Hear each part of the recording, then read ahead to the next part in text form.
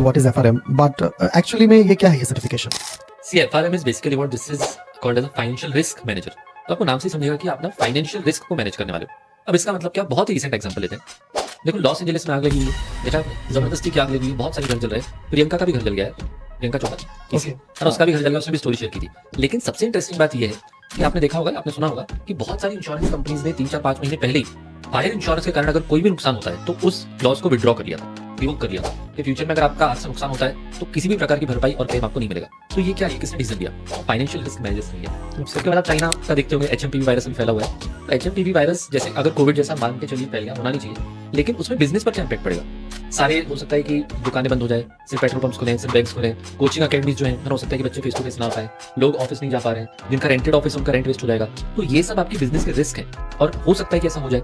तो इसको मिटिगेट कैसे करेंगे, मतलब इसको हम सेव कैसे करेंगे, बचाएंगे कैसे? तो ये काम फाइनेंशियल रिस्क मैनेजर का होता है।